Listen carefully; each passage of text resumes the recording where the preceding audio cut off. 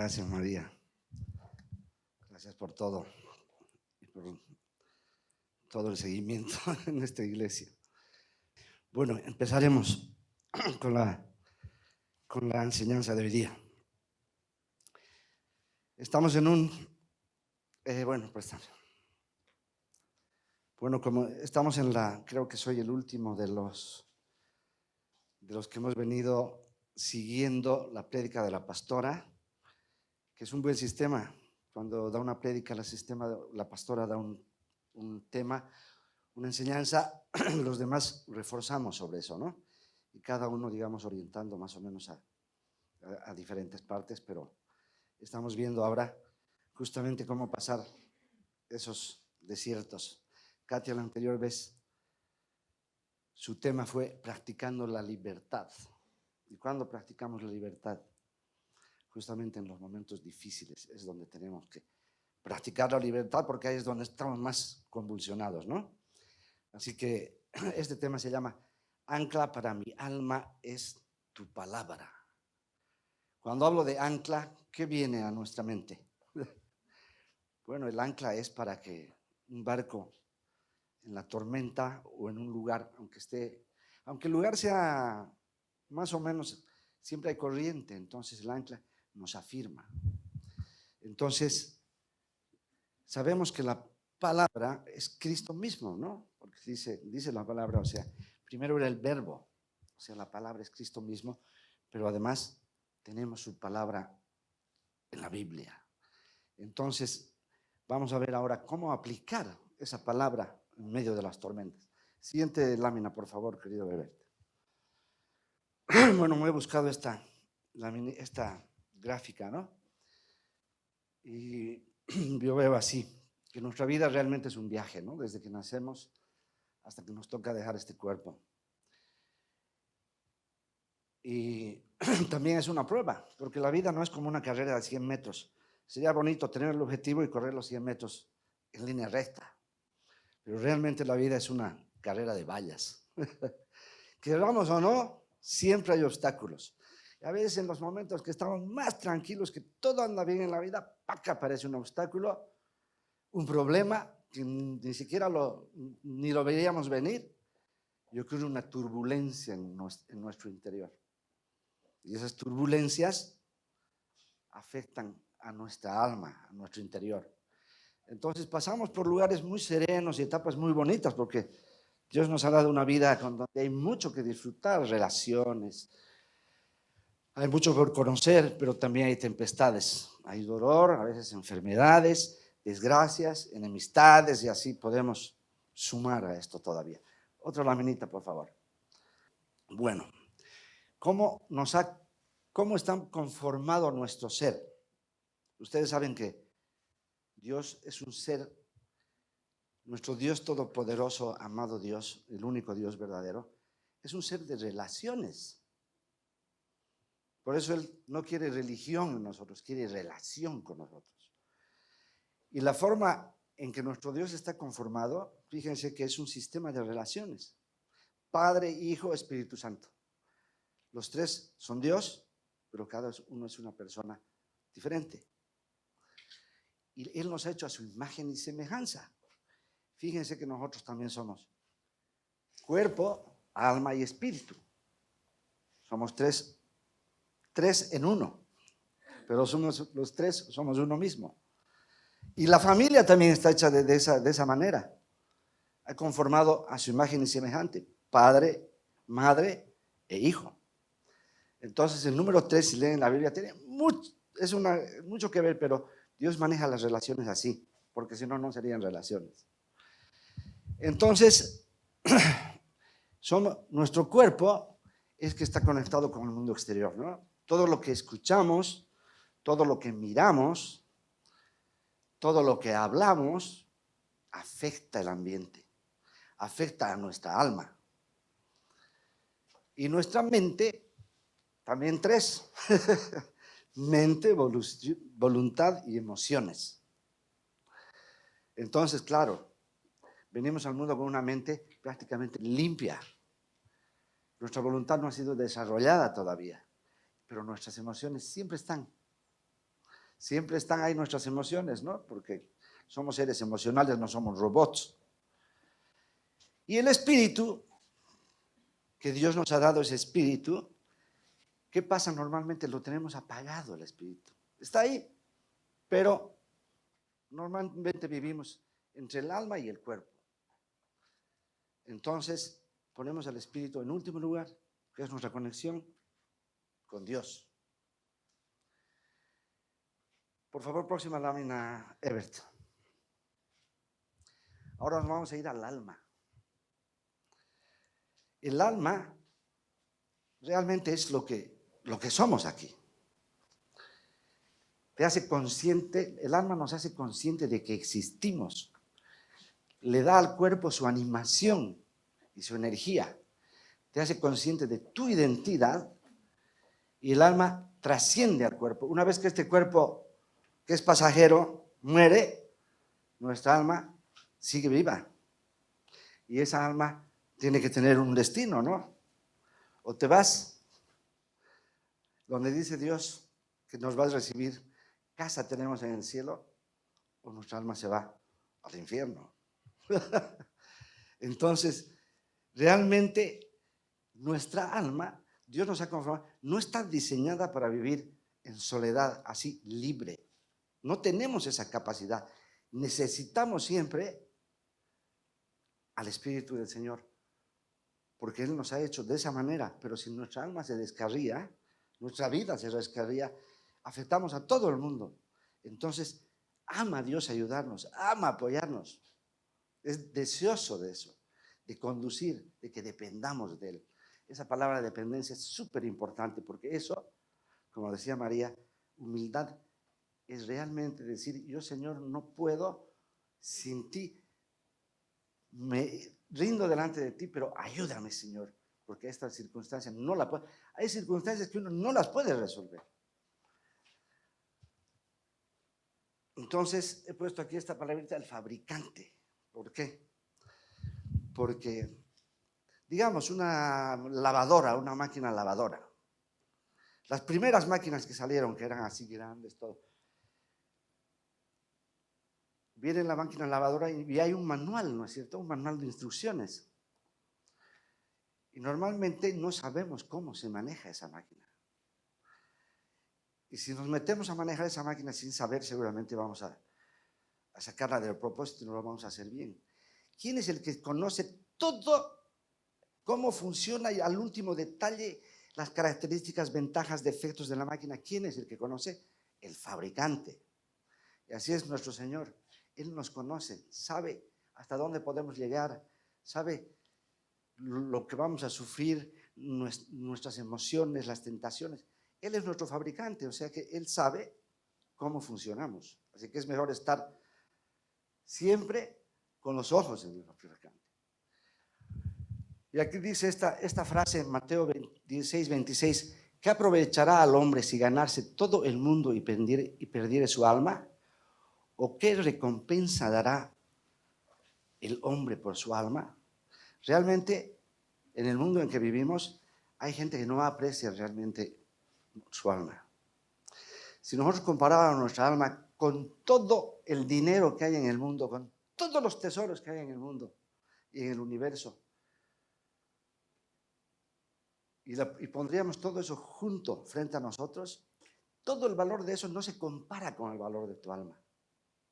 No se compara porque y hay mucha gente que vende su alma, que se vende barata, porque no sabe el valor que tiene su alma. Y cuando esa alma está conectada con el Señor, realmente va a entender el valor que tiene esa alma. Y yo he visto inclusive testimonios, bueno, gente mundana, gente impía, que hacen pacto con Satanás, y también hay bandas de rock, te digo, que hacen lo mismo. Pacto con Satanás, y venden su alma por tener un tiempo para que Satanás les dé esa vida de desenfreno, les dé dinero, fama. Llegan a ese punto. Todavía creen que cuando mueran, Satanás les va a dar un puesto en el cielo y Satanás los va a destruir. Entonces, no solamente se vende alma así conscientemente, a veces vendemos nuestra alma porque anda perdida y no le damos el valor que necesita. Así que es muy importante. Ahora vamos a ver qué son las cosas que nos afectan desde que nacemos, desde niños, que van afectando esa alma, que van afectando las relaciones y todo lo que pasa. Son las influencias que hemos recibido desde la niñez. ¿Qué es lo que pasa en el ambiente? Por ejemplo, rechazo o maltrato. En la niñez es tremendo eso. Experiencias que nos han herido en el pasado, el entorno familiar, la cultura, el ambiente, falsos valores, amistades, colegio, universidad, cine, televisión, redes sociales, publicidad. El sistema del mundo está alrededor y nos está afectando sin que nos demos cuenta. Estamos recibiendo todo eso y todo eso está afectando nuestra alma y está afectando nuestra mente. Siguiente lámina, por favor. Entonces, realmente no venimos, es decir, no sabemos muchas cosas hay muchas cosas que nos parece que son, pero no son, porque venimos afectados afectivamente por el ambiente, todo. O sea, realmente hemos venido afectados. Por eso son esas luchas, hay veces esos sentimientos de que ¿por qué vivo? ¿Por qué existo? Esas cuestiones son cosas no resueltas en el alma, ¿no? ¿Y dónde está la batalla? Este es el tema importante para saber dónde está la batalla. No sé si han leído a Joyce Meyer, tiene un libro que se llama La batalla de la mente, porque en la mente está la batalla. Si tenemos una mente turbada va a afectar. Todo lo que en la mente afecta va a afectar a nuestro cuerpo.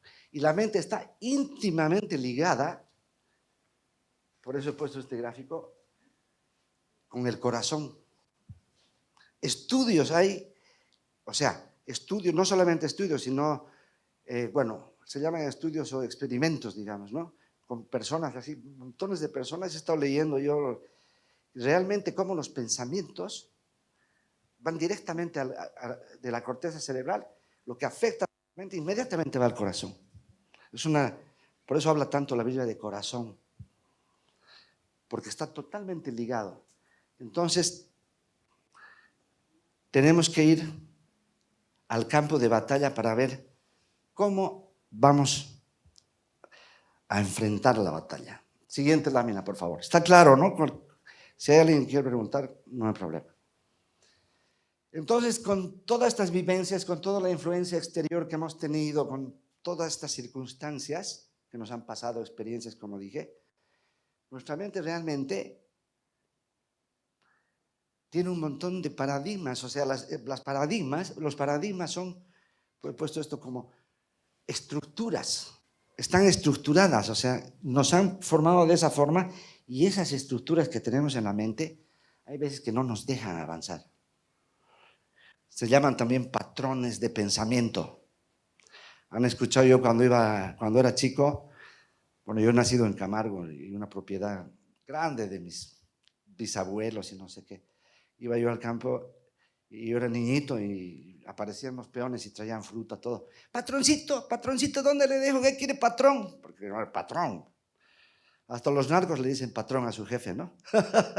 Entonces, patrón viene de, claro, el jefe, tú eres mi patrón. Y esos patrones de pensamiento errados son el patrón que estamos siguiendo y es por eso que cada vez, no sé si les ha pasado a veces, volvemos a caer en lo mismo, volvemos a tropezar con la misma piedra, como me pasaba a mí. Me levantaba, otra vez tropezaba con la misma piedra, otra vez con la misma circunstancia, y era porque esos patrones no me dejaban avanzar. No era capaz de identificar esos patrones. Es como un mapa, es por decir, esos mapas he puesto porque es como un mapa errado. Es como si yo tuviera el mapa de Cochabamba aquí y me dijeran, que me den un mapa, digamos, ¿no? Y yo pienso que es el mapa de Santa Cruz, pero es un mapa de Cochabamba. Y me dicen esta dirección. Y yo voy a la dirección, bueno, no estoy hablando sin GPS, ¿no? Antes no había. Y entonces, por más que me esfuerce, por más que sea veloz y todo esté despejado, voy a ir a esa dirección, me voy a esforzar, voy a ir a toda velocidad todo el tiempo y no voy a encontrar. ¿Por qué? Porque tenía un mapa errado. Ese mapa errado me estaba llevando a una dirección errada o a una dirección que no existía.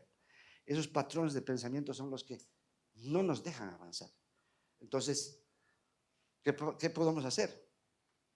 Velos también se llama la palabra. ¿No? ¿No, María? Velos también, son velos, o sea que puedes ver las cosas, pero a través de una cortina medio nublado, pero no lo ves como es. De eso se trata. Siguiente. Bueno, entonces esta frase me encanta. La he encontrado, parece que el autor es realmente anónimo, porque la encontré y le ponen abajo Kant, entonces le ponen un hindú, así. Pero me encanta porque esta frase nos dice exactamente cómo son esos patrones de pensamiento que han quedado en nuestra mente desde la niñez y todo.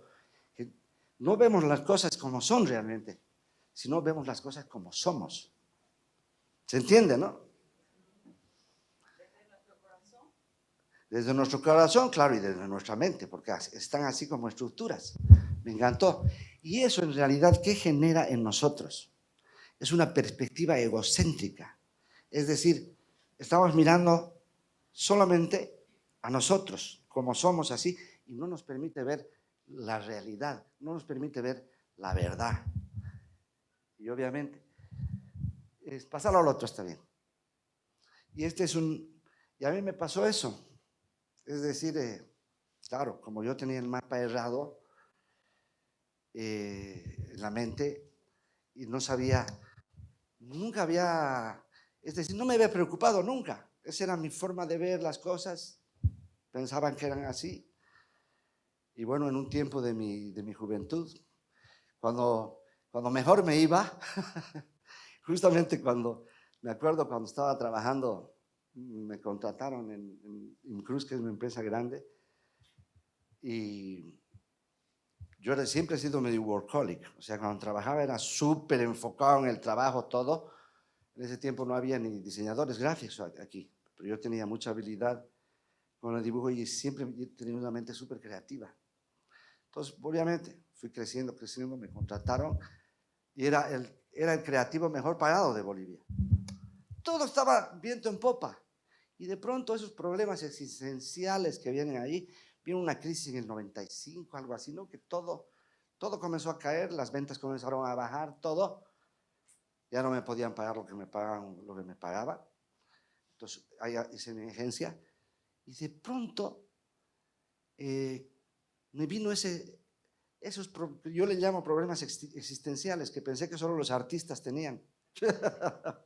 Pero veo que sí, es común en el mundo. Y entonces me detuve.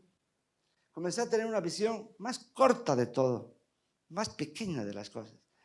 Me detuve un tiempo y comencé, es decir, a dejar en esa zona de confort, a dejar mi mente en remojo y comencé a retroceder. Como decía María un día, es que cuando uno se detiene, todo está en una evolución constante, ¿no? Todo está en un cambio permanente. Todo está en un cambio permanente. Hasta este piso que parece estático, hay moléculas y todo está en un cambio permanente. Entonces, cuando nosotros nos parece que estamos frenando y quedándonos en un lugar así, en realidad estamos retrocediendo. Es como si yo dijera, bueno, quiero que mi pie izquierdo esté exactamente como está ahorita. Así que para no moverlo, me lo voy a enyesar. Voy al médico, enyéseme, por favor. Y este pie no trabaja durante un año. Entonces camino con mi muletita. Y después de un año, ¿qué pasa cuando me sacan el yeso? Ese pie está mucho más debilitado, más flaco, y hasta seguramente me va a costar pisar. Entonces lo que parecía que estaba ahí descansando, ¿qué pasó? Se fue para atrás. Y en ese tiempo, en mi en mi oasis, el lado interno, comencé a descuidarme, comencé a beber así para descansar y todo. Y claro, comencé con esta cuestión y después fue más grave y más grave y más grave. Y de pronto un día me di cuenta que estaba mi familia casi destruida, mis hijos, mi esposa, mis negocios, todo. Cuando me di cuenta, cuando miré para atrás, realmente había desevolucionado tremendamente. Ahí me di cuenta, ahí sí me di cuenta que cuando uno cuando uno se detiene, realmente va para atrás. Entonces vino una crisis muy seria en la familia, una crisis muy seria. Obviamente, hasta mi esposita tuvo que irse un año o más, ¿no? Entonces, ahí había que tomar una decisión, porque yo, como les digo, tropezaba de nuevo con la misma piedra, tropezaba de nuevo con la misma piedra, y encima tenía una adicción más. Y claro, y me acuerdo que el primer milagro, yo ya buscaba al Señor, buscaba y buscaba al Señor, pero todavía estaba muy afectado mi cuerpo. Entonces estaba muy afectado. Para poder desayunar, tenía que beber, porque si no, no daba, o sea, no me entraba nada, ni comía. Y le oraba al Señor y le decía, Señor, por lo menos de esta condición de mi cuerpo. Un día me eché así en la oscuridad. Dije, Señor, así no puedo continuar.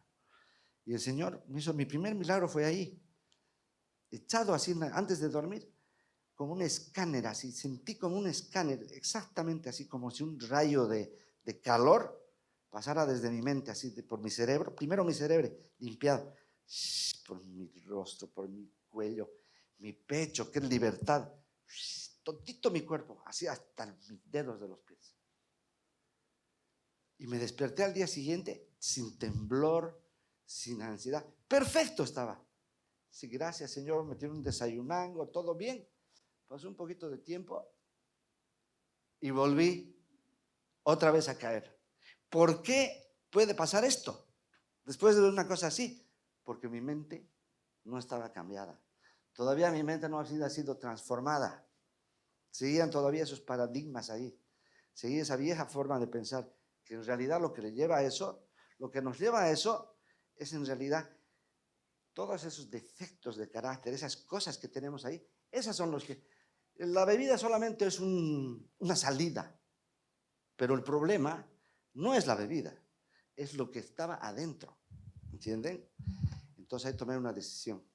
Dije, Señor, de aquí en adelante, ya no más de estar solo involucrado, ahora tomo el compromiso de ser comprometido contigo. Entonces mi enfoque ya fue mucho mayor y comencé realmente ya a estudiar la palabra, a meterme con el Señor en serio, a recibir de Él. Fue un proceso, obviamente fue un proceso. Y cuando sentía debilidad interna porque no es solamente la mente y todo, es el cuerpo a veces, ¿no? Entonces yo decía, salí una vez al jardín, como les decía hace un rato, salí al jardín y dije, Señor, ya no voy a volver a mirar atrás ni a mirar mi miseria, Señor. Me acuerdo clarito, eran como las 9 de la mañana. Y miré al cielo y dije, Señor, ahora te miro a ti. Cada que me venían esas cuestiones, le dije, a ti, Señor. Y veía la palabra, estudiaba la palabra, porque siempre hay una palabra para cada cosa que estamos atravesando, hay una palabra. Ahora es más fácil con internet, ¿no? Pero Dios, Él mismo es la palabra. Así que, bueno, en ese proceso hice todo lo que estaba a mi alcance y el Señor me fue enseñando, quebrando uno tras otro esos paradigmas, uno tras otro, y ese fue el proceso. Y este es un dibujo que yo hice en ese tiempo. Este es un dibujo a lápiz. Claro, no está bien la calidad de la foto, pero es un dibujo que lo hice en Los Ángeles. Es grande el dibujo, es así. ¿Y eso qué quiere decir? Que justamente estaba en ese proceso, ¿no? Mi mente, estaba encarcelado en mi mente por ese tipo de pensamientos cerrados, todo. Entonces estaban saliendo toda esa basura, porque esto de aquí, digamos, representa toda esa cochinada que estaba saliendo, toda esa vieja forma de pensar, todo eso estaba saliendo, por eso están rotos los barrotes. Y entonces comenzó a entrar la luz de mi mente. Y bueno, hay algunas cosas que son básicas. Hay algunos puntos que son básicos para pasar estos desiertos. Yo les voy a mostrar 4 que, bueno, el proceso que he pasado y que son sumamente importantes para madurar. Inclusive había un libro que tenía a mano, parece que el Señor me llevó. Hay un libro no sé si conocen, es Franklin Covey, creo que se llama 7 hábitos de la gente altamente efectiva, se llama. Y yo me puse a leer eso porque dije, efectivo. Se tiró el trabajo de leer la biografía de 100 hombres súper exitosos, no exitosos en el nivel de dinero como el mundo lo ve, sino en todas las áreas de su vida, equilibrados, familias, todo. Entonces vio cuáles eran los hábitos de esta gente altamente exitosa. Es un libro medio gruesito, no mucha gente se lo lee, pero yo me lo remarcaba porque descubrí que esos hábitos estaban, los primeros 5, porque los demás son más relacionados con el negocio, pero esos hábitos estaban basados exactamente en los principios de Dios. Como que Covey creo que es, ¿de dónde es? Es de una iglesia. Pero, y lo mismo vi también cuando fui a Alcohólicos Anónimos, porque claro, había que ver qué pasaba. Entonces, también los principios de Alcohólicos Anónimos que han sido inspirados por el Señor también, porque también estaban esos mismos principios ahí. Y claro, cuando yo veía la palabra y veía lo que decía Jesús, dije, aquí está. Entonces, realmente hay cosas que hay que romper, cosas que hay que vencer y que nos van a llevar a la madurez. ¿Qué dice la Biblia de nuestro sistema del mundo? Y cuando estamos en el mundo dice, no saben, no entienden, andan en tinieblas, porque estamos en un sistema del mundo que anda en tinieblas. Eso que dice ahí, no saben, no entienden, Dios está hablando ahí de los impíos, del mundo impío, del mundo que no cree en Dios. Y dice, tiemblan los cimientos de la tierra, dice. Eso llamando a la gente a que se arrepientan, porque en el mundo, ¿qué dice la palabra? En el mundo tendréis aflicción, pero confiad, yo he vencido al mundo. Entonces, no saben, no entienden, antes no entienden, es cierto. Entonces, volvemos a esto, estamos enfocados en nosotros mismos y el hombre como ser supremo. Porque si te fijas, el ídolo en el mundo es el hombre, o el ídolo en el mundo es el dinero. Casi todo está. Entonces, es un sistema realmente, como dice muchas veces María, humanista. En vez de mirar a Dios, miramos al hombre, o miramos a nosotros, ¿no? Entonces, estamos enseñados a enfocarnos en nosotros mismos, y el hombre como ser supremo, mirando solo en lo natural. Esto provoca esas heridas del alma.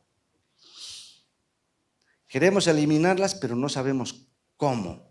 Y esas heridas del alma, muchos las estamos viviendo ahora, o las hemos vivido, y afectan nuestras relaciones, afectan nuestra salud.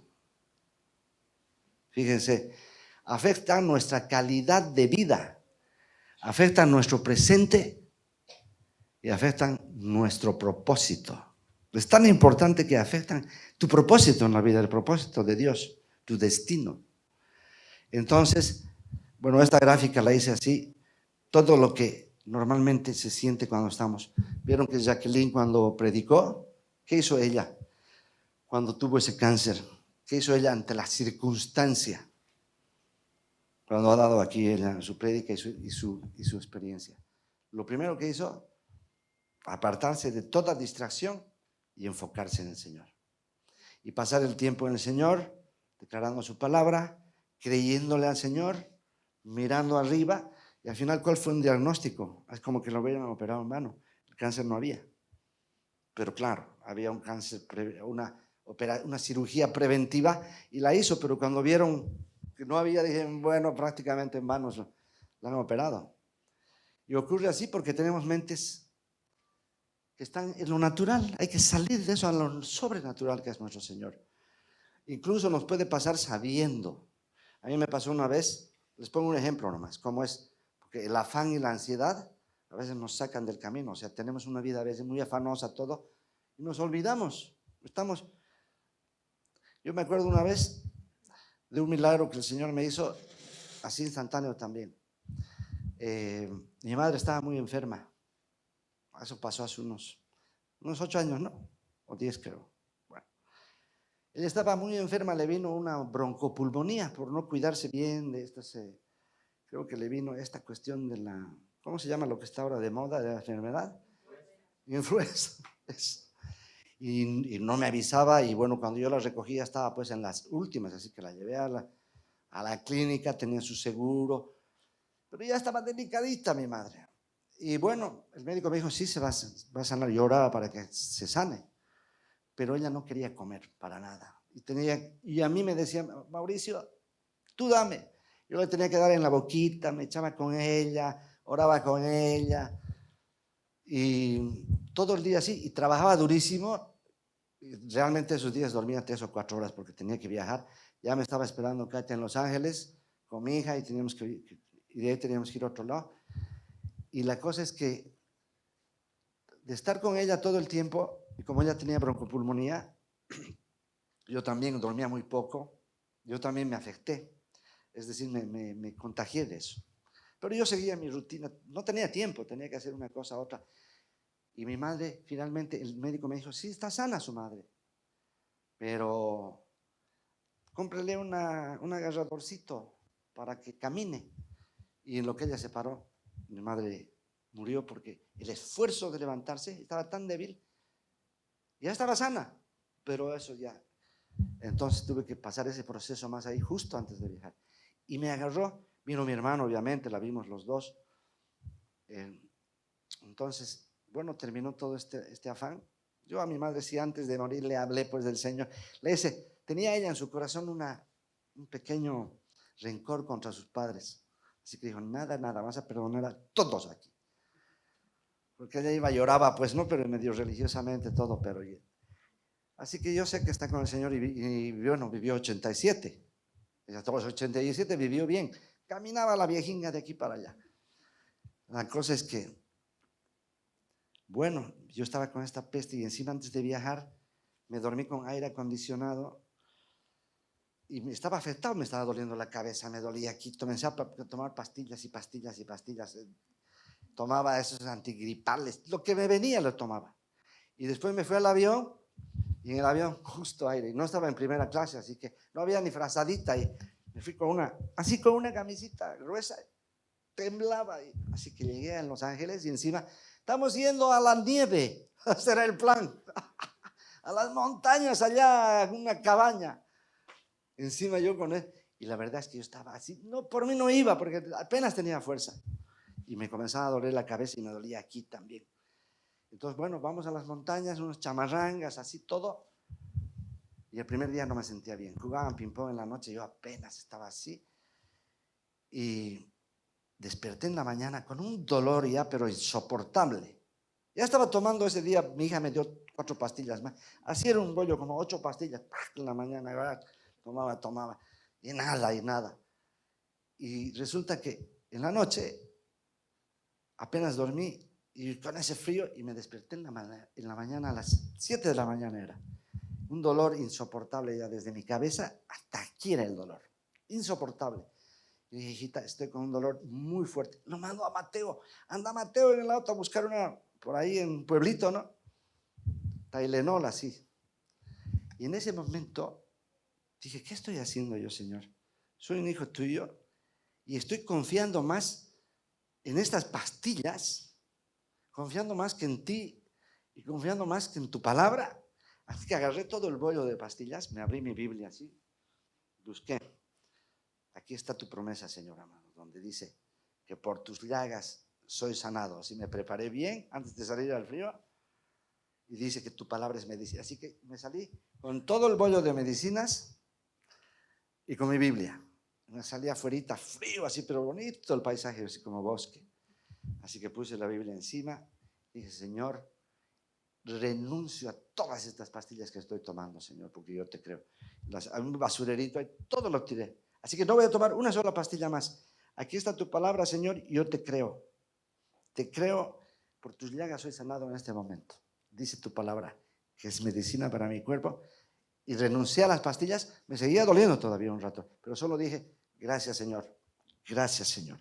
Solo me apropié de la palabra del Señor, comencé a decir gracias, gracias, y en un momento ni me acuerdo, ya no me dolía la cabeza. A mediodía ya estaba chalinga yo. Era un almuerzo, había invitados así, 2 de la tarde, me acerqué y comí bien todo, y les di testimonio todavía. Y en la noche estábamos cargando cajas, jugando todo. Así que no me volvió más la cuestión, porque claro, mi mente estaba enfocada en el remedio y no estaba enfocada en la palabra. Y bueno, de ahí para adelante ya, cada que me pasa, acudo directamente, porque como les digo, no sé, si tuviera que anotar cuántos milagros me ha hecho el Señor, creo, ya no me acordaría de todos. Entonces, vamos a ver ahora qué promueve el mundo, el sistema, y qué es lo que promueve, qué dice la palabra. Esta es súper importante esta comparación porque estamos afectados todo el tiempo por esto del mundo. ¿Qué promueve el mundo? Fama, fortuna, sin importar cómo. Es más, me encuentro con que mi hijo le mandamos algunas prédicas, siempre estamos sobre él para que ponga en su mente, para fortalecer su autoestima, su identidad, cosas del Señor. Y le dice a mi mujer, estoy leyendo un libro sí que me han dado. ¿Y cuál es ese libro? ¿Tienes el nombre del libro o no? Bueno, era un libro de un americano, ¿ah? Bad Boy, algo así. ¿Cómo lo ha llegado a sus manos?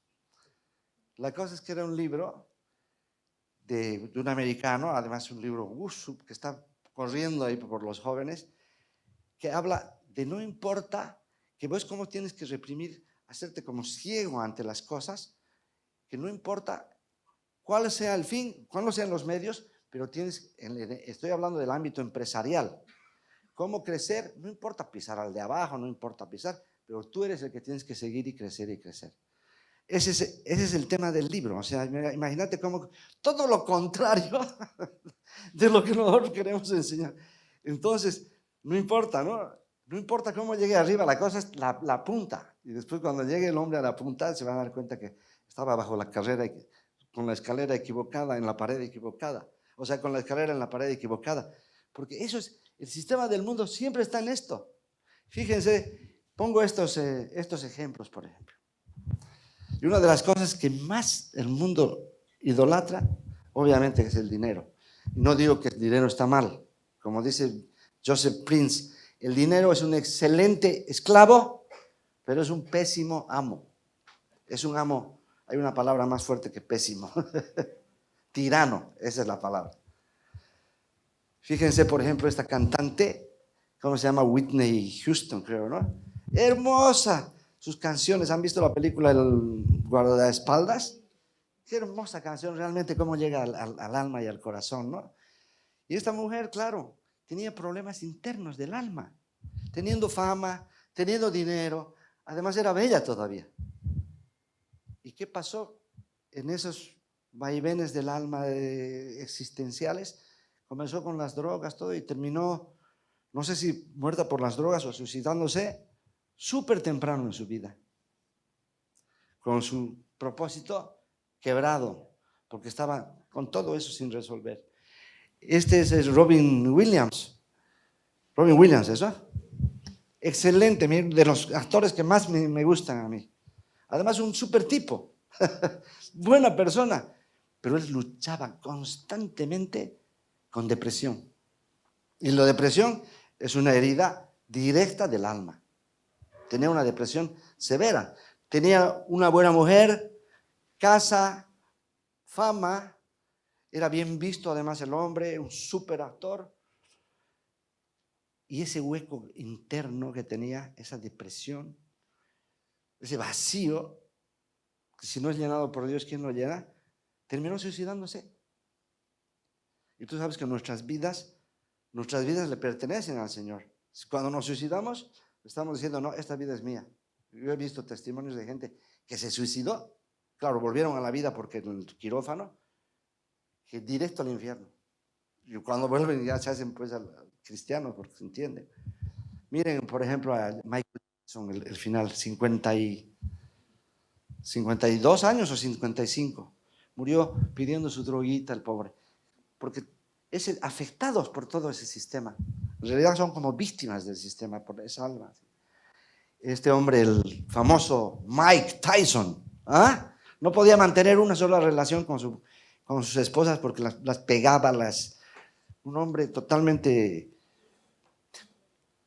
Tenía un montón de dinero, lo despilfarraba, lo invertía mal, otra vez abajo, otra vez al ring, a pelear de nuevo, cada vez más viejo, pero su vida siempre inconstante.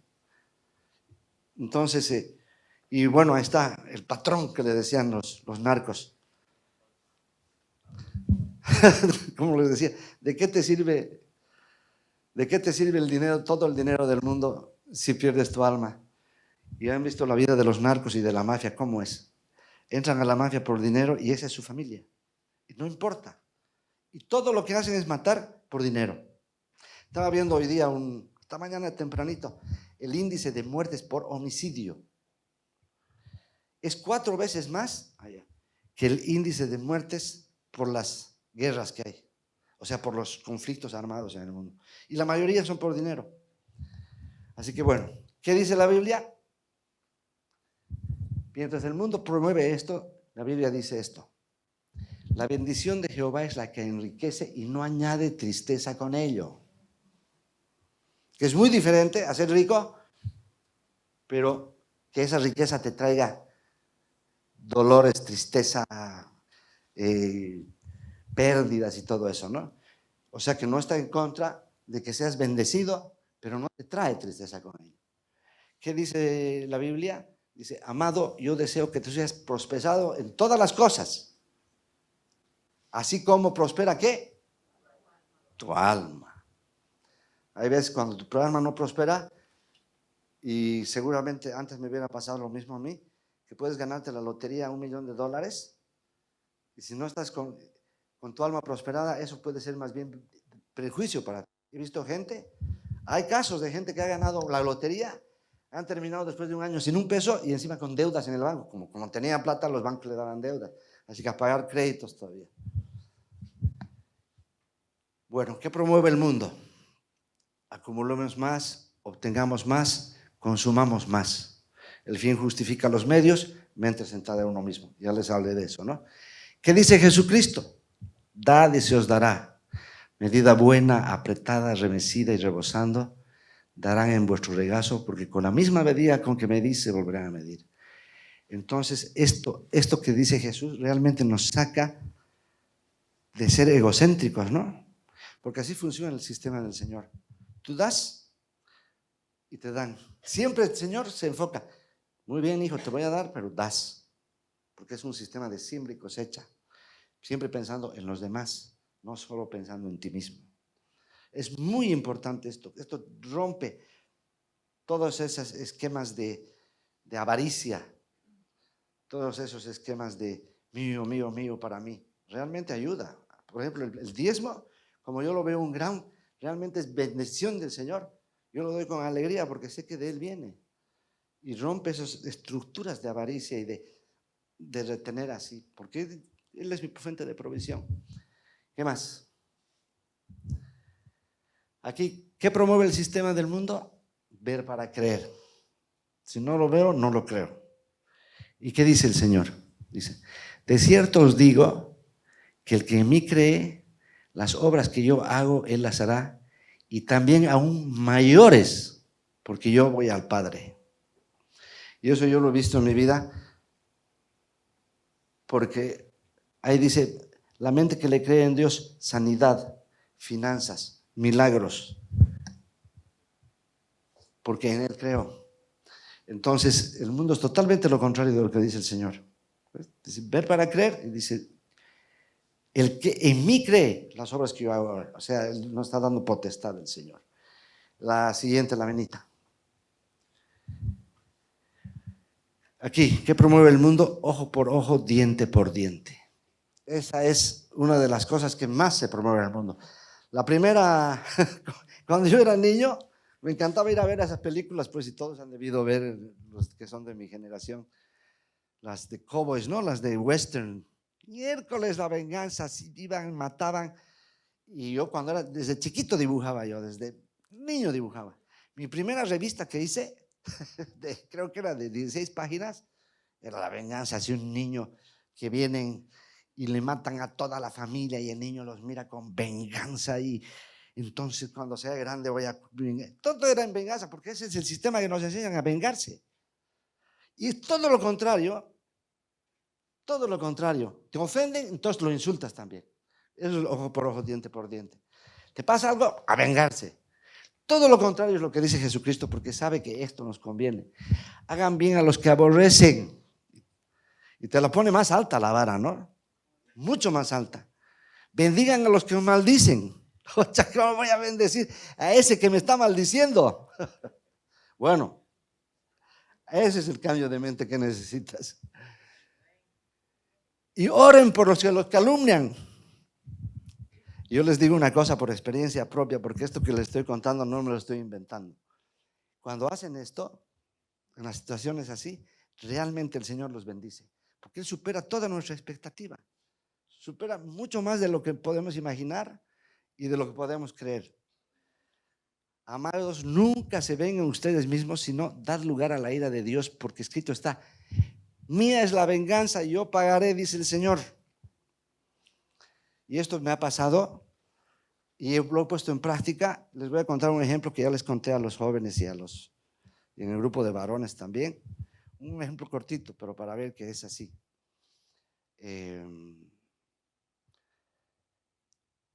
Por ejemplo, yo me acuerdo que cuando puse ese negocio de las pantallas, incluso cuando yo puse ese negocio le pregunté al Señor: Señor, ¿es de ti este negocio? Y el Señor me lo confirmó. Y hasta la sociedad me la confirmó con tu papá. Bueno, pero cuando recién puse este negocio,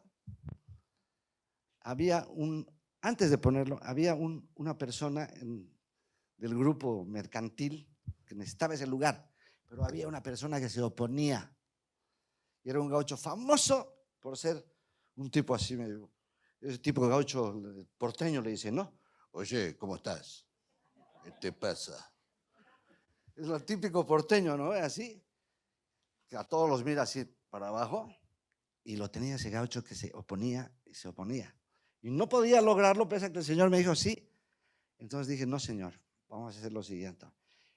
En vez de mirarlo, y te digo que el gaucho causaba urticaria, ahí he hablado con varios gerentes de los locales. Uy, ese gaucho, uno de mis amigos me dijo, el gerente del bolo me dijo, yo cuando lo vea, cuando salga de aquí, Mauricio, salgo de este lugar, cuando no sea gerente de aquí, lo veo a ese gaucho en la calle y lo voy a pegar. Así hablaba. Todo el mundo urticaria contra el gaucho. Y bueno, como ya el gerente me había dado su visto bueno, el presidente del banco, porque yo pedí hablar con él y me dio gracias al Señor. Toda la negociación que hice fue yo orando y él nomás hablaba, él me beneficiaba.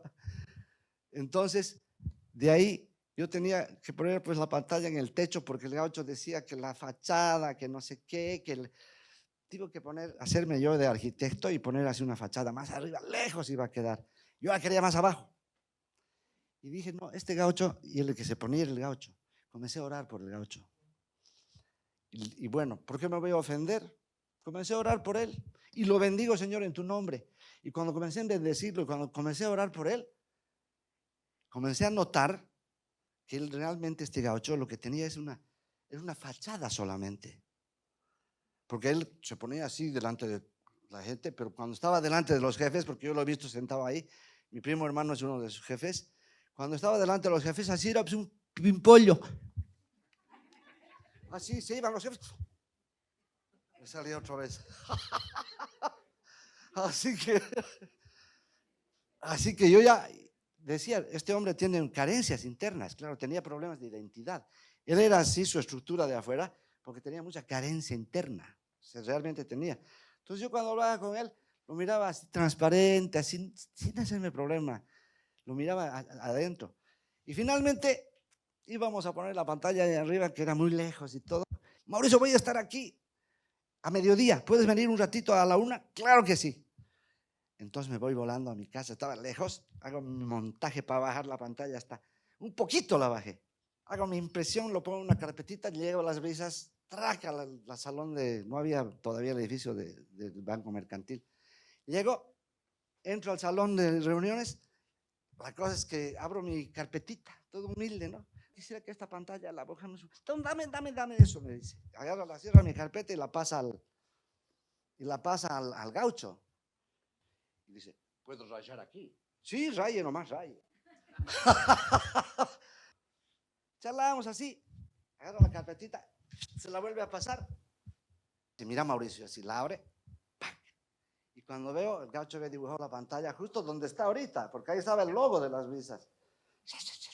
Le había dibujado el logo ahí. Y dice, mira Mauricio, ¿qué te parece ese lugar? Yo todavía he hecho el bello. Sí, pero tengo que consultar con mis socios. ¿Cómo consultar con tus socios? ¿Cómo consultar, Mauricio, el mejor lugar? Ya en 1 hora te respondo, le dije. Yo sabía que estaba bien, pero bueno. Así que, bueno, más tardecito, en 1 hora te llamo, chao, me despido y salgo de la oficina. ¿De quién ha sido la idea? Me han puesto la pantalla en el lugar que yo quería. Del gaucho, Mauricio. El gaucho. Él se le ocurrió cambiar. Y yo digo, Señor, lo has puesto al enemigo, lo has puesto. Así que, así obra el Señor. Y tengo montones de esas, pero no hay tiempo. Pero es impresionante cómo Dios, cuando obras así. Y yo no le tengo ningún rencor. Yo oré por él. Y sabía que era el. Y has visto cómo puede usar el Señor. Hasta tu enemigo lo puede utilizar el Señor. Pero es. O sea que esa es la manera realmente, porque dice, yo me vengaré. Hay casos muy difíciles, ¿no? La siguiente laminita, esta creo que es un videíto. Es cortito. Ya. Esto bueno, esto es sobre el perdón. Es tan importante, lo he puesto aquí porque es algo que ningún cristiano puede pasar por alto. Esto del perdón es grave porque cuando nosotros no perdonamos, cuando mantenemos rencor en nuestro corazón, dice la palabra, que en nuestro corazón salen raíces de amargura. Como decía Joyce Meyer, dice que no perdonar a otro, mantener esa rabia o ese resentimiento interno, es como tomar veneno y querer que el otro se muera. El otro hace su vida, igualito está de aquí para allá, y vos... Y entonces, ¿qué pasa con el corazón? El corazón va tomando, se comienza a amargar, ¿no? Es como echarle una gota de ese veneno, así, y comienza a tener raíces de amargura. Miren una cosa, Cristo, nosotros hemos venido a Jesucristo porque hemos tomado su sangre y nos ha perdonado. Estábamos escuchando el otro día un video de un hombre, él decía, si Cristo tuviera que ir a la cruz solo por uno de nosotros, solo por uno, él iría de nuevo a la cruz. Dice que perdonamos 70 veces 7. Entonces, es por nuestro bien no mantener en nuestro corazón ningún tipo de resentimiento, porque es en contra de nosotros. Por eso es tan importante. Voy a contar en breve una cosita, por ejemplo. En una oportunidad tengo un amigo Chiqui se llama. Me llamaba insistentemente, es un amigo cercano, ¿no? Me llamaba insistentemente y me decía, Mauricio, mira, quiero pedirte, por favor, tengo mi nieto, 4 añitos tenía el chico, ¿no? Mi hija tiene un hijito que es el único que tiene y está llenito de piedras en sus riñoncitos. Quiero que oren por él, está yendo a Argentina a operarlo. El chico está con ¿cómo se llama? Diálisis, para poder hacer pis, diálisis, todo. Así que le dije, María, iremos un ratito donde Chiqui, donde mi amigo. En realidad es la hija. Entonces fuimos, no sé, lejos era, María lo saqué. Así que entramos y estaba la mujer ahí, una chica, ¿cuántos años? Joven, pues, ¿no? Unos 25, ella. El marido también había tenido problemas así, pero estaba solo ella y estaba el chiquito ahí. Y yo realmente por los niños tengo un corazón para los niños, amo a los niños y cuando pienso que un niñito está con enfermedad, algo así, realmente mi corazón se convulsiona por el que se sane el chiquito. Y fuimos, y María, bueno, le dijo a la chica, ven aquí un ratito, oremos, y es en el espíritu que uno siente a veces. Lo primero que le dijo a ella fue, a ver, vamos a hacer una oración, y sintió que ella tenía conflicto en su corazón, que había falta de perdón. Y lo primero que le dijo a María es, oremos y vas a perdonar. Yo sé que la chica tenía mucho conflicto también con el esposo. Así que ella, bueno, viendo la situación del hijo y ella como autoridad además sobre el niño, era bueno que sane su corazón. Y ella, bueno, la verdad es que ella se agachó, se desarmó a ella y entonces se liberó aceptó perdonar. Y entonces recién oró por el chiquito. Lo alzamos a ese chiquito, lo abracé y María oró por él. Ese chiquito precioso, guaguita pues. Así que oramos, María oró y al día siguiente viajaba a Argentina. Nos despedimos y el chico de ida allá a Argentina con toda la familia, el papá y la mamá. Y el vehículo que iba a Argentina, porque estaba por tierra, era una flota, se choca en medio del camino y hubo no sé cuántos heridos, pero la familia de ellos sanitos todos. Así que arrastras volvieron, llegaron a no sé qué era, en Salta, no sé dónde, la clínica donde lo iban a operar y sacarle todas las piedras. Así que llegan a la clínica, lo preparan al chiquito para operar y resulta que cuando le sacan las radiografías, todo, no había ni una piedra ya. O sea, no había, ya no había, o sea, realmente el milagro se hizo. Y eso es muy importante porque la madre podría obstaculizar siendo la esposa por ese resentimiento del corazón. Y a veces nosotros, hay cosas milagrosas que pueden pasar en nuestra vida y no pasan porque es como una barrera que le perdonamos al Señor. Dice el Señor que no perdonar es como orgullo, porque Él nos perdonó también. Su vida misma ha dado. Así que es sumamente importante esto del perdón. O sea, no debía ser ni siquiera para nosotros que somos del Señor, ni siquiera cuestionable, porque hay que entregárselo a Él. Una cuestión de venganza, entréguense a Él. Nada de eso. La próxima laminita. Me he detenido un poquito ahí porque es sumamente importante, perdón. Parad un ratito. Quiero mostrarles, este video dura 4 minutos, ¿ya? Este hombre que van a ver aquí es un famoso, el asesino de Río Verde se llama. Sigue vivo todavía. Se ha librado de la pena de muerte. Este hombre, americano, creo que vivía en Tampa, Río Verde es el río donde dejaba a sus víctimas, es un asesino en serie, uno de los más prolíficos asesinos en serie, un tipo perfeccionista al extremo. Han tardado como 15 años o más en agarrarlo porque no encontraban los médicos forenses, no había ni ADN en ese tiempo, no dejaba huella, no dejaba rastro, no dejaba evidencia. Y el tipo pintaba autos, taller con una perfección bárbara, esos autos que salen con figuras, todo, a eso se dedicaba con su maletincito, un trabajador común y corriente, su mujer lo recibía, pero un hombre normal salía en las noches y volvía tranquilo. Se terminó matando 48 mujeres el hombre. Y claro, cuando ya lo atraparon, apenas lo atraparon, pero al final ya él dijo, bueno, me atraparon. Entonces las víctimas, las familias de las víctimas, que este desgraciado, no. Muchas de los cuerpos no se encontraron. Muchos de los cuerpos no se encontraron. Entonces, este Gary, obviamente lo iban a juzgar, ya hubo ADN en ese tiempo, así que algunas de las víctimas ya lograron encontrar.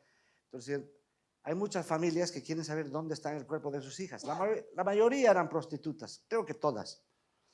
Y él le dijeron, bueno, si dices dónde están los cuerpos, te evitamos la pena de muerte. Ante la muerte, él dijo, bueno, voy a confesar, porque no quería confesar.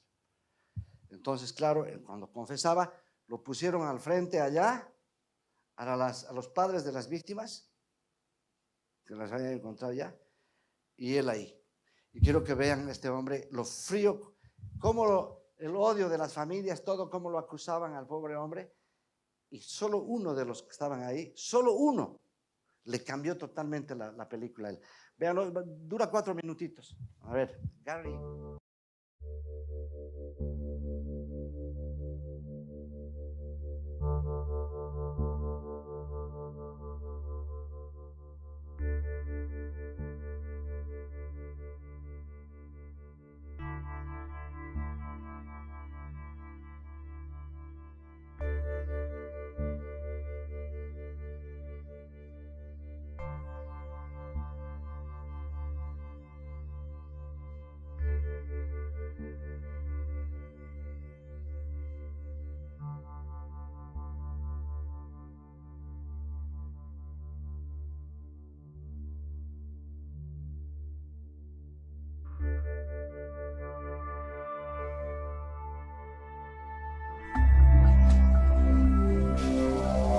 El 5 de noviembre de 2003, desaparecieron todas las dudas sobre la culpabilidad de Ridgway.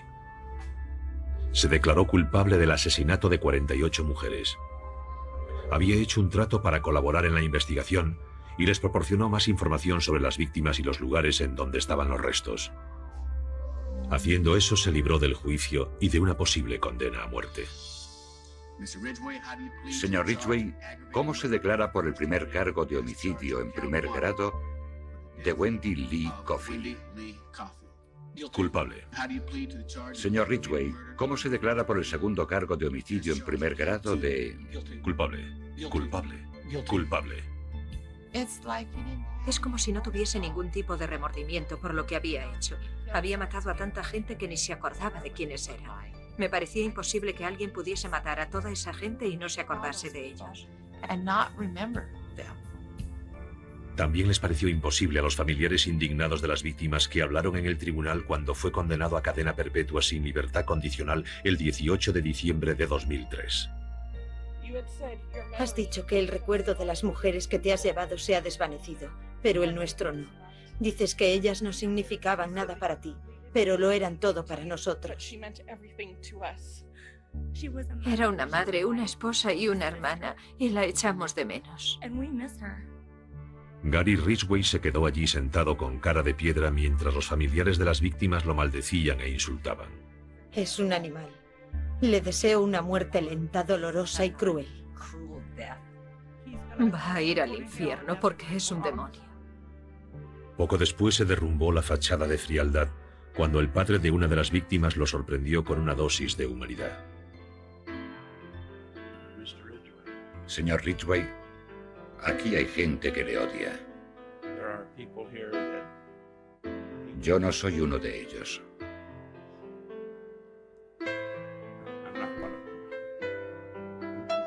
Me ha hecho muy difícil estar a la altura de mis creencias.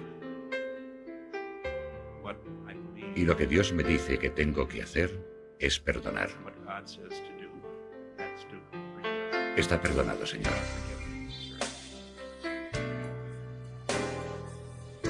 Aquellas lágrimas y la declaración que hizo ese mismo día ante el tribunal fueron lo más parecido a mostrar remordimientos que Gary Ridgway había hecho nunca.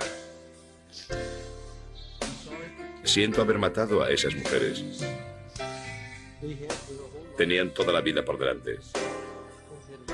Siento haberle causado tanto dolor a tantas familias.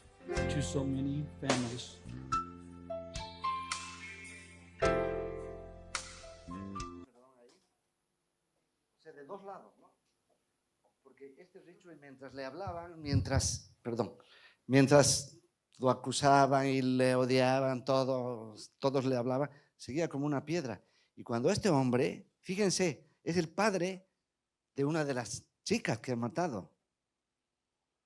¿Qué es lo primero que le dijo? Aquí todos lo odian, pero yo no lo odio, señor Ridgway. Él ya se liberó de ese perdón. Y lo perdono, señor Ridgway. Y es lo único, claro, Ridgway, cuando recibe esa palabra de consolación realmente, una palabra de perdón, de amor, recién se quiebra. Y recién se arrepiente él de verdad y dice, y es el único anfiso que lanza el llorar. Entonces, el perdón opera de los dos lados de él, así como cuando Cristo nos perdonó. Opera. Yo lo amo tanto a mi Señor porque Él tomó todo lo que éramos. Y este mismo Ridgway es también un tipo terrible. Pero cómo operó el perdón, cómo le llegó a Él, ¿no? Como el amor de Jesucristo nos llega a nosotros. Y claro, si vamos a la infancia de este pobre hombre, si vamos a lo que estábamos hablando, las cosas que le pasaron en su niñez, el rechazo y todo, el padre era un camionero. Casi nunca estaba con el hijo, era uno de esos hombres ausentes de la vida del hijo. Y la madre, según lo que estaba leyendo, la madre lo bañaba, dice que hacía juegos sexuales con él, la madre, y que se burlaba de su sexo y que se burlaba de él. Entonces su autoestima estaba muy dañada y él en realidad lo que tenía era un odio a su madre. La odiaba y la deseaba a la madre. Yo he leído en su historia de él, porque después de esto en la cárcel ha contado todo cómo le pasaba. Entonces él nació, a medida que fue creciendo, eso se fue estableciendo en su alma esos paradigmas. ¿Y cómo resultó? Resultó que comenzó, claro, odiaba a las mujeres, además era obsesivo del sexo, pero si no resolucionamos eso ya. Bueno, me estoy pasando de la hora, iremos más rapidito. Perdonen, vamos a ir más rápido. Entonces ya llegamos a la parte ya. Y esta es la otra que es fatal también. ¿Qué es en realidad lo que pasa cuando nosotros estamos pasando estos momentos difíciles? Si yo me hago la víctima, de eso me ha librado el Señor. Eso no me dejaba salir a mí, no me dejaba salir de mi encasillamiento, no me dejaba salir de tropezar, porque yo, como me miraba como víctima, siempre echaba a mi pobre esposa, que ha sido fiel, firme, luchadora, que oraba todo el tiempo en esos momentos difíciles, le echaba la culpa a ella, siempre buscaba un culpable. Entonces, ¿qué pasa cuando nos sentimos víctimas? No tenemos prácticamente oportunidad de salir del tema, porque es como este martillo. Mira, es como si nosotros fuera nuestro cuerpo, el martillo. Cada que nos victimizamos, nos metemos un clavo más. Es decir, si yo no salía de mi condición de víctima, no iba a poder. El victimismo es impresionante, y este mundo nos hace víctimas porque, es decir, ¿qué es lo que el mundo te dice? Si fracasas es culpa de los demás. Si esto te hace feliz, hazlo. No importa a los demás, hay que hacer lo que a uno le haga feliz. Entonces, si vamos arrastrando eso del victimismo, es súper importante que lidiemos con eso. Si soy víctima, no tengo oportunidad. Un clavo más. Ese martillo, yo creo que una imagen vale más que 1000 palabras, ¿no? Así que ahí es lo que dice. Por eso dice el Señor, dice: hermanos míos, tened por sumo gozo cuando estés, lo que hablábamos de los desiertos, en diversas pruebas. ¿Cómo puedo gozarme en esta prueba si estoy pasando lo peor y lo más difícil? Me gozo porque el Señor está conmigo. No temas porque yo estoy contigo. No desmayes porque yo soy tu Dios, que te aliento, sabiendo que la prueba de vuestra fe produce paciencia. Lo primero que ha trabajado en mí el Señor es paciencia. Yo era súper impaciente, ansioso, impaciente. Proceso, paciencia, pero mis ojos puestos en Él. Mas tenga la paciencia su obra completa, para que seáis perfectos y cabales, sin que os falte cosa alguna. Porque somos perfeccionados justamente en esos desiertos. Pasar la otra laminita. Entonces pasa esto, ¿no? Llegamos al desierto, una circunstancia difícil en nuestra vida, y estamos así: angustia, culpa, temor, confusión, ansiedad.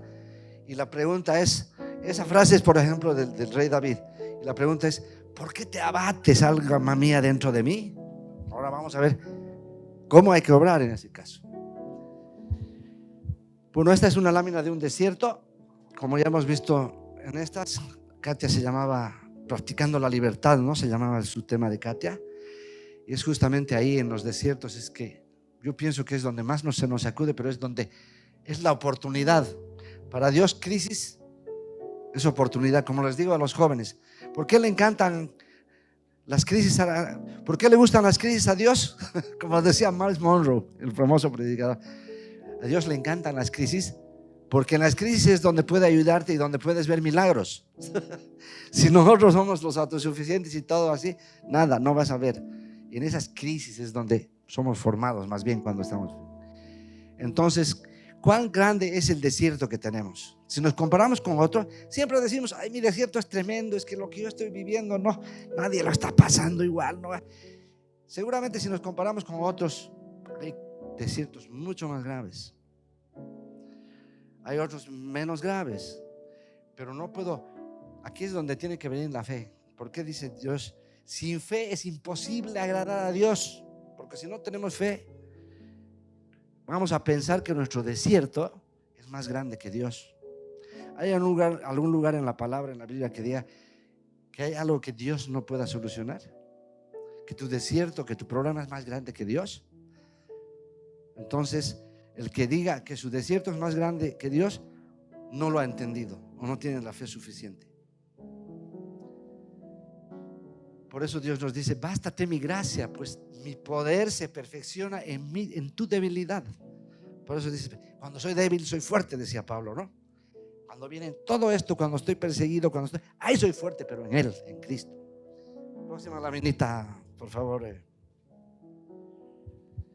Entonces, ¿qué es lo que cambia los paradigmas? ¿Qué es lo que cambia esa vieja forma de pensar? Todas esas estructuras, esos patrones de pensamiento. La verdad. Cambia tu forma de pensar de lo que era falso a lo que es. La anterior, por favor. La anterior. No, está bien la siguiente. Y Jesús dijo a los judíos que habían creído en Él: si vosotros permanecéis en mis palabras, seréis verdaderamente mis discípulos. A los que habían creído en Él, está diciendo. Y conoceréis la verdad, y la verdad les hará libres. Y eso es lo que me ha liberado de todas esas cosas que mi alma que no me dejaban avanzar. La verdad. Porque la verdad comenzó a reemplazar a la mentira que tenía. Siguiente lámina, por favor. Entonces, ¿qué pasó? En vez de los paradigmas, cuando estamos practicando la verdad y cuando estamos en la verdad con el Señor, conectados al Espíritu, esos paradigmas que teníamos, a medida que practicamos la verdad, se vuelven puentes. Porque de una verdad el Señor nos lleva a otra verdad.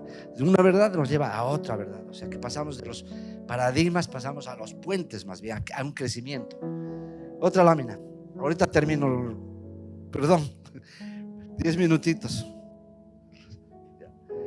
Entonces, aquí está la forma del cambio. Antes estábamos así mirándonos a nosotros mismos, pero esta es la perspectiva correcta. Yo miro, como les dije desde el principio, te miro a ti, Señor. Ya no voy a mirar lo que no puedo, ya no voy a mirar mis limitaciones, te miro a ti. Está muy clara esa gráfica, ¿no? Esta la hice con Photoshop. Entonces, aquí solamente unos ejemplos. Este es el rey David cuando estaba siendo perseguido por... No se olviden que Saúl era el rey, además era su suegro. Lo perseguía cuando David fue contratado para que le cante al rey. Ahí mismo lo perseguía, lo quiso matar varias veces. Y después el rey David, que estamos hablando del que fue rey después, cuando estaba en ese tiempo, se tuvo que ir al desierto, dejar a su mujer, perseguido, dormía en cuevas. Los que están ahí eran gente así nomás, algunos eran ladrones, otros eran... A ver, dígame si eso no es pasar un desierto en serio. ¿Y qué decía ahí el rey David? ¿Por qué te abates, alma mía? Porque nuestra alma siempre se va a abatir con los problemas. ¿Por qué te abates, alma mía, dentro de mí? ¿Por qué te turbas dentro de mí? Y él mismo se respondía, mira, espera en Dios, le decía a su alma, le ordenaba a su alma, porque aún he de alabarle, salvación mía, Dios mío. Su enfoque no estaba en ese problema, estaba hacia afuera. Y llegó a ser rey. Y Dios lo prosperó en todo. Siguiente laminita. Igual José, la vida de José, el que sepa quién es José. ¿Qué más? A ver, qué peor desierto que ser esclavo. Sus hermanos lo vendieron como esclavo, lo arrancaron del seno de su padre, de su familia. Envidia de los hermanos, mas ser vendido como esclavo, ¿qué hay peor que eso? ¿Y cómo lo prosperaba Dios? Dice, cuando uno lee José, dice, pero Dios estaba con él, pero Dios estaba con él. Lo volvieron a ascender otra vez a la cárcel, pero Dios estaba con él. Su enfoque estaba en Dios, porque Él es el que lo prosperaba. Como que prosperó y perdonó y todo. Siguiente laminita. Entonces, ahora vamos a ver esta lámina que es parecida a la otra, solo que es ya el alineamiento correcto de nuestro ser. Ahora tenemos el espíritu arriba, el alma aquí y el cuerpo aquí. Y ese es el alineamiento que nosotros tenemos que tener, porque nuestra conexión con Dios, que es el espíritu, ¿no?, es la que tiene que dominar al alma y al cuerpo para que haya una estabilidad. Todo lo que ponemos por encima del Señor puede convertirse en una idolatría o puede convertirse en algo que sacuda nuestras vidas. Cuando Dios está en primer lugar, se va a alinear el alma y se va a alinear el cuerpo. Entonces tengo que invertir mucho más en las cuestiones del espíritu. Así como alimento mi cuerpo, comida también. Porque cuando dependemos del espíritu, que es nuestra conexión con Dios y el poder, dice la palabra que tenemos la mente de Cristo. Comenzamos a pensar de acuerdo a la palabra. ¿Se entiende, no? Ahí lo que dice es, el que se une al Señor, un espíritu es con Él. O sea, nuestro espíritu con el de Él, dominando mente y cuerpo. Una más, creo que es la última. Bueno, aquí está, creo que es la última lámina, ¿no? Entonces estamos operando ya no desde la carne, ya no estamos operando desde lo natural, sino estamos operando desde el poder del amor. Siempre hablamos del amor, siempre hablamos de la belleza de Jesús, todo, pero el poder tiene poder y el poder tiene amor. Y nosotros estamos bajo su cobertura. Y dice: el ladrón solo viene para robar, matar y destruir. Yo he venido para que tengan vida y vida en abundancia. ¿Y quién es el ladrón? Satanás. ¿Qué nos roba? La palabra. Siguiente. Y aquí ya terminamos. Vuelvo a poner esto porque es súper importante. Problemas, ansiedades, tormentas en la vida. Ancla para mi alma es la palabra, pero puesto los ojos en Jesús, el autor y consumador de la fe, el cual por el gozo puesto delante de él sufrió la cruz, menospreciando lo oprobio, y se sentó a la diestra del trono de Dios. Y dice la palabra que estamos sentados juntamente con Cristo en lugares celestiales.